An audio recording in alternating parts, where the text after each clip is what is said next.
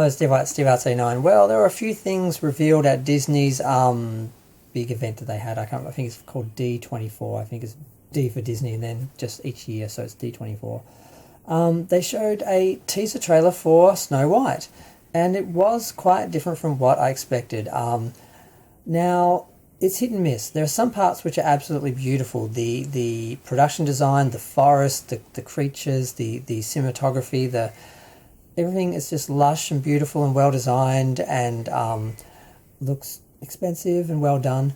But then you see the dwarves. I know we're not supposed to call. I don't know what to call them because they're not. They're like fictional magical creatures. And they've changed. They originally were going to be. I think we're supposed to call them little people. I don't know, so I'm not trying to be disrespectful from using the wrong term. Dwarf, midget, little people. I'm not sure anymore in my life. It's changed. And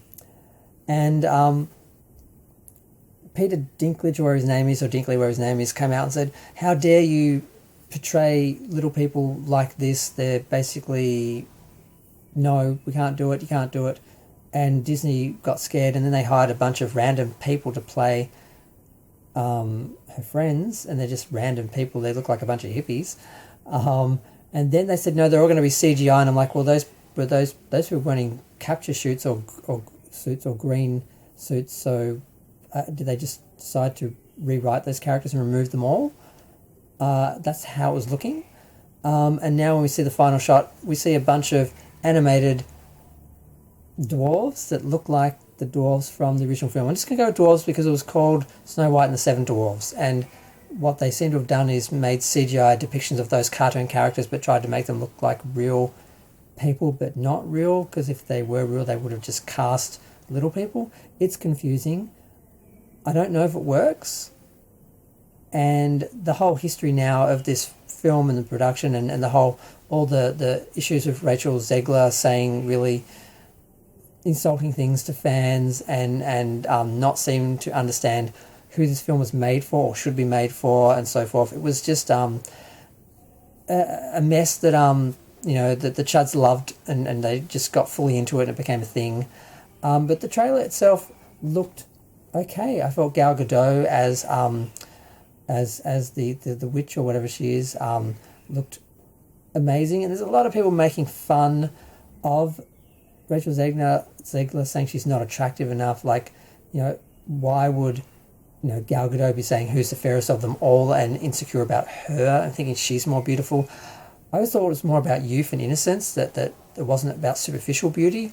But so there's a lot of talk, a lot of drama, a lot of carrying on. But the trailer itself looked good. It's just that element of, if you're going to create a live action film, then create everything live action. Don't do CGI versions of things that should be live action, like the animated CGI version of the animated version instead of a live version of that element. I'm not sure that works. That's better.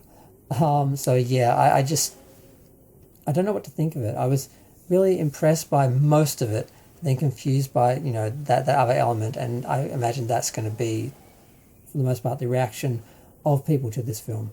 But I would still watch it. I mean, I didn't watch Beauty and the Beast. I got halfway through that film. I walked out and I went into another cinema because I knew one of the King Kong movies was going to start an hour into Beauty and the Beast. If I can't take Beauty and the Beast, I'm just going to walk out, go to the other cinema, watch that, and figure, well, I paid for one movie, like I watched one movie, and not feel bad about it. So I did see the Kong film that day, and I didn't see the rest of Beauty and the Beast because I just couldn't handle singing teacups and stuff. Like, it's supposed to be, I wanted real life, like live action, and just sort of creating CGI characters of the animated characters and making them look more photorealistic.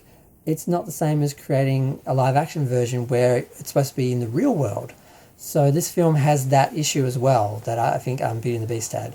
So I still haven't seen The Lion King, the live action version where they're making all the animals look like real animals instead of animated animals, but they are CGI animated.